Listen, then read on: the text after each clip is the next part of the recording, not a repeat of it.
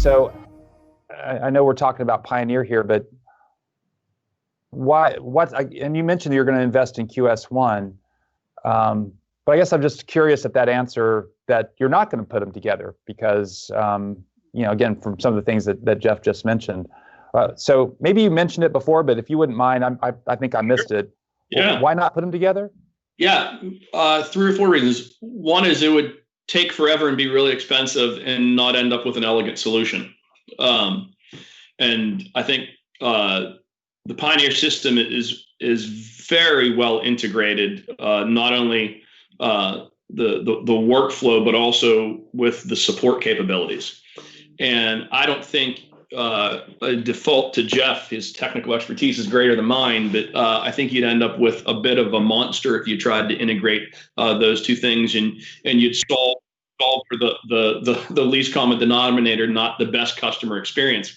So that's the first reason. The second reason is, again, if you look at the QS1 customer base, our customer base is a little bit more heterogeneous, and we've got the NRX platform. We also have a prime care platform that has a really great position in the long-term care space, and so we're taking our new investment, net new pharmacy platform, taking that towards the long-term care space because we have a great system here in Pioneer. The other two answers, that doesn't mean you won't see us take, for lack of a better word, some ancillary solutions across the platforms. I think we've got to do this work. We haven't been allowed to do this work because we've been under, you got to go through the regulatory review process. Right. We're not legally allowed to do this work. But I think Jeff and I have a very similar view on the patient experience in this, and telehealth's here to stay, mobile's here to stay. How patients and pharmacists interact is going to transform, and that mobile experience needs to innovate as well. And I could see us looking and taking a common platform approach across those types of scenarios, and also across maybe some clinical scenarios or reporting type scenarios. But the core system, I think we would probably end up with a solution that neither customer base was really happy with. Yeah. So let me, and maybe I heard that question a little bit differently. So if you look at before Pioneer, the way Kraig was headed was to build a new system. They're going to build a from scratch system to replace QS1.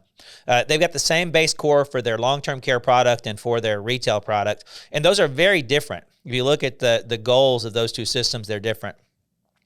So now the plan is they can focus on just recreating that long-term care product for the long-term care market, because they got that next new product for the community side in PioneerRx.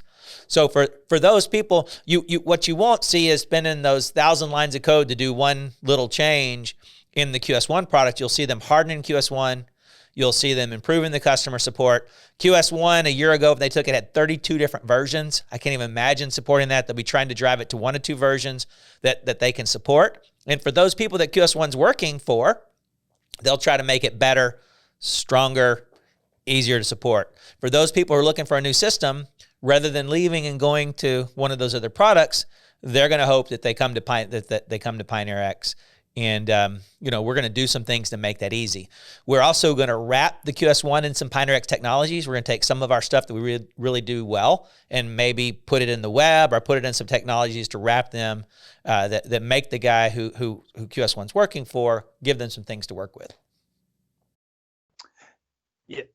Thanks for that. I think, and I think that'll be really interesting because the long-term care community is one of the most solid areas for independent pharmacies right now. I mean, there's, obviously economic pressures everywhere we go, but on the LTC side, it's a way, because you've got this immensely fragile population. We're seeing it with the rollout of the vaccines. We're seeing, hopefully that'll be successful, but we are, early on, we're already seeing some lack of knowledge from the big chains about the vaccines, and it's the independent pharmacists who really know their customers.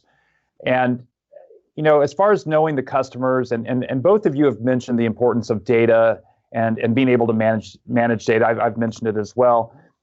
But one That's called a little bit of a sore point for independents that I've heard over the last, all my career because I've always been in this space is on their data.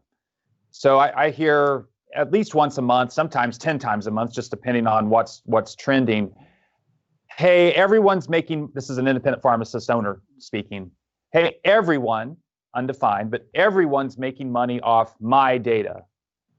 And, everyone could include a pharmacy management system, could include pharma, could include some of the intermediaries that manage those data. I guess any thoughts for the audience, any changes as far as the use of what the pharmacy owner believes is their data and that they don't see the benefit of the use of that or of the sale of those data. Could you guys, share your thoughts on that statement? I mean, is it true? There are a couple of interesting things there.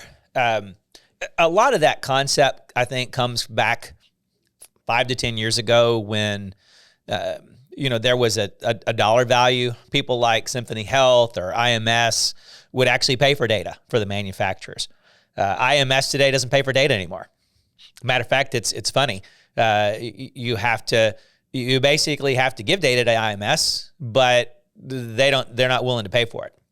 And they have to. IMS has the specialty pharmacy and that kind of thing. If you want to be in specialty pharmacy, if you want the manufacturer reporting. So I think people have an illusion about how much money is in data. The money in data is proving clinical benefit.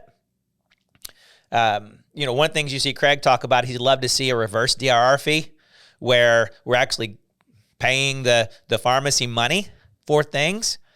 I'm a little skeptical about that being just data because there's not that much money there, but there's data related to clinical. Yep. Maybe so. And so we have to, now there's a ton of stuff going on in different ways. The wholesalers are giving data to manufacturers. There's a lot of data going on for a lot of different ways. And I think that feeling like this data is super expensive and valuable and I could be making more than I'm making on a script is a barrier to some of the things we're talking about doing. It's a barrier to the hospitals giving the pharmacy the data they should be. It's a barrier to these health information exchanges that we need. This is a public health issue. This data is not their data. It's the data about the customer. And 50% of those customers plus are paid for by our tax dollars, right?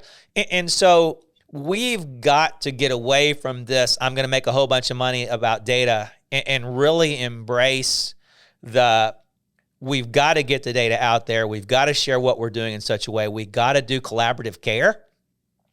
And if we can't do that, we're not going to be around.